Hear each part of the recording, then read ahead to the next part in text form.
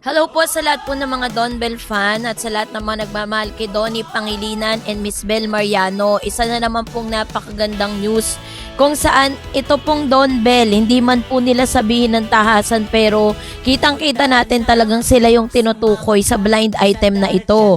Meron nga daw di umanong mga nakaabang dito kay Donnie, no, na parang nagbubunyi mula po ng in-announce ng Don Bell that they are magpapahinga sila bilang love team. So yun yung ating pag-uusapan maya-maya lang. But before that, if you haven't subscribed yet to my YouTube channel, please don't forget to like, share, and subscribe at hit mo na rin ang notification bell for more showbiz updates. Bago tayo of course magpatuloy sa ating updates for today's video, of course nais ko pong pasalamatan kayo for always watching and trusting this channel. Thank you so much sa inyong laging panonood at palagi ang pagsubaybay sa mga updates po natin.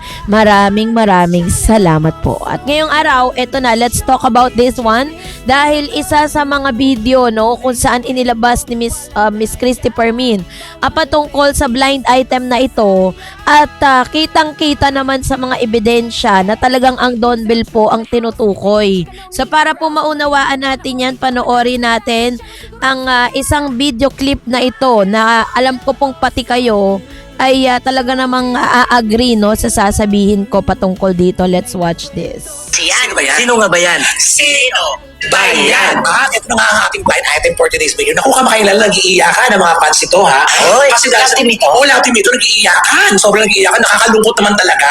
Kasi sa matagal na pagsasama ito na nauwi na sa akin. Dumating sa puntong kailangan na nilang maghiwala. Pero sa kabila ng kanilang kalungkutan, may isang nagtutuni. Ay, sino yun? Gumanong pa ako. Taas ng kilay, Ito ha? naman yung nagbubungilaw nito. Siyempre, ito naman hindi naman ligid sa ating kaalaman kung sino yung napabalita dati na talagang halos ibahagli ito ng fans itong dalawang. Anong halos? Talagang pinaliguan ng bahay.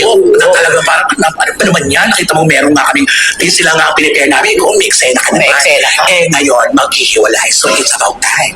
It's my time. Totoo ba na nakiusap pa raw sa isang producer ito na igawa sila ng pelikula ng male personality? Alam ko, parang gusto ko maniwala dyan. Kasi kung hindi rin naman kasi makakagawa na hiwalay ng dalawa, ano pang gagawin nila kung di partner sila sa iba't iba? Pero gusto ba naman dyan male personality Ayun lang. na makakapareha? Ay, yan ang ating abangan. Kasi itong kasing nagiging masaya kasi marami din ang nito. Marami rin humahanga at maraming followers din ito. Totoo kaya nagbubunyi siya para wala naman akong kilalang tao na maligaya sa pagkawasak ng iba? Siguro sabihin natin na nabigyan siya ng nakakalungkot sa parte pero nakakatuwa sa kanya kasi meron siyang chance na pwede niya makatrabaho ito someday. Naku, ewan ko. Pero kasi kasi itong si girl na ito, malaki din talaga ang nito eh. Kahit pa, ang dami-dami nga ng mga nagwa-vlog na milyon pag gumawa ng pelikula, flop naman. Ayun, doon pa rin ako totoo. Diba? Clue number 1, sabi nung last Sige, game. ikaw, ano ang clue mo? Ay, di siya ba yung clue ko dyan sa tatlo nila, di ba? Sabihin niya na huwag kayo umenta kasi nandun yung nandun yung bill. What? Huwag kayo umenta dyan. Ano daw? Huwag kayo umenta kasi nandun yung... Hawakan mo na lang yung bell mo. Yan, to. Ayan, andyan siya. Ganun mo. Huwag kayo umenta kasi nandun yung bill. Ikaw, ano ang clue mo?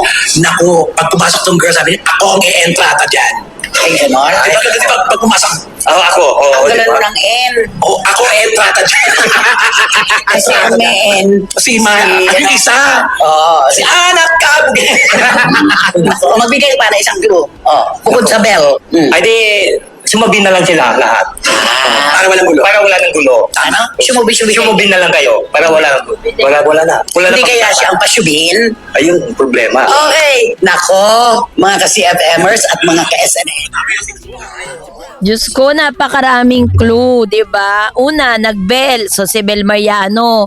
Tapos sabi naman nitong si Romel Chica, sumubi kayo dyan at ako'y e-etrata, 'di ba? So si Shubi etrata talaga kasi alam naman natin na si Shubi from day one doon pa lang po sa PBB ay talagang niya yan, super crush niya, 'di ba? Super talagang talagang bet na bet niya si Mr. Donnie Pangilinan. Pero parang ang pangit lang kasi pakinggan na para kang aso na nag-aabang sa buto ng iba, 'di ba? Na parang totoo kaya talaga yung balita na parang natuwa siya at nag-celebrate siya. Natuwa siya na naghiwalay for now ang Donnie at Belle bilang love team. Bilang love team lang naman, hindi magkarelasyon na. So kung talagang totoo nga yung mga kaganapan na yan, anong klaseng to? Ba't kailangan mo magsaya na silang dalawa ay ano? Pero sabi nga po ni Miss Christopher Mi, napabalita rin nila na parang nag-request daw ito na magkaroon sila ng pelikula sa isang producer. Pero ano nangyari? Parang hindi naman sila pinagbigyan. 'Di ba? So alam nyo po, ang point of view ko lang with regards to this kung si Donnie at si Belle Mariano, meron na talagang masasabing mga fans, may fans na po sila, may supporters na sila, pinaghiwalay, 'di ba? Para magkaroon sila ng solo era. Tapos lilipat si Donnie sa isa na namang love team. Ay nako, kapag nangyari yan na ikakabagsak talaga ng karir niya pag pumayag siyang maipartner dyan. Hindi dahil ayoko kay Shubi kung hindi, parang hindi lang po ganun ka-timing na parang pagkatapos ng hiwalayan ng Don Bell, ipapartner siya sa iba. Samantalang ang kanilang press release, sabi ni po nila sa publiko na sila daw po ay magpapahinga as love team. Which means, hindi po sila gagawa ng panibagong proyekto na meron silang mga kalab team na may mga kapartner po sila for now. 'Di ba? Kasi for now, dahil hindi natin alam kung anong pwedeng maganap sa mga susunod na araw, 'di ba? Susunod na panahon, susunod na taon, susunod na buwan, 'di ba? Pero dahil po alam natin na super hate, no, at katakot-takot na bashing ang inabot po ni Miss Etrata, no, sinot nitong si Miss Shubi Etrata. Nung panahon na siya po ay nagkita sila sa isang dinner kasama po yung mga bosses na birthday po ni Bernard Cloma, if you remember. Katakot-takot na po na bash ang inabot niya doon. Di pa ba siya talaga nadadala? Although sabihin na natin na may fans din si Shubi, pero hindi pa rin kasi matatawaran kung sa galing po pa sa pag-arte. Ibang klase po si Belle umarte kasi nabibigyan niya po ng hustisya yung karakter na binibigay sa kanya.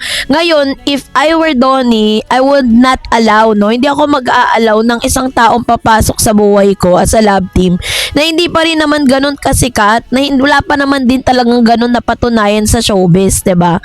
So, kung totoo talaga to na mag-celebrate lang siya, kumbaga magbunyi lang siya, pero hindi pa maisa sa katuparan yung yung balak niya na magkaroon sila ng tambalan nitong si Donnie, if ever man na totoo yun, 'di ba? Kasi pero kung gusto talagang sumugal ng GMA at ng ABS-CBN, gawin nila kasi sila rin naman ang malulugi. Kasi alam natin business yan. Pero kung ako po sa GMA, if I were ABS-CBN, I will not allow that thing to happen. Hindi ko i-allow na mangyari yan sa ngayon kasi sugatan po ang mga Don Bell. Although nilinaw po nila sa kanilang podcast, nilinaw nila sa kanilang mga interview na ang kanilang hiwalayan ay hindi po pang matagalan, hindi po personal na hiwalayan, kundi hiwalay po sa mga proyekto as a love team. 'Di ba? Although nilinaw po nila 'yan, pero hindi po ibig sabihin na papasok sila sa panibagong love team kasi umaalis nga sila dun sa idea ng love team Kasi 'di ba, maraming mga artista ngayon na parang sinasabi nila na sumisikat lang bilang love team. So, ang gusto po mangyari ni Donnie at ni Belle, may patunayan sila individually, 'di ba? Kailangan mapatunayan nila yung sarili nila na out of love team, kaya nilang mag-excel, kaya nilang mag-grow, kaya nilang kumita kahit sa kanilang sari-sariling mga proyekto. Yun ang gusto nilang patunayan, tapos ipapasok ulit siya sa isang love team. 'Di ba? Parang parang napaka ironic lang ni maisipin kung ganun po yung magaganap. So, ang mensahe lang natin dun sa girl is mag-celebrate lang siya. Mag-antay lang siya kung kailan sila pagbibigyan. Pero sa ngayon, hindi po ako naniniwala na gagawin niya ng ABS-CBN for Don Bell.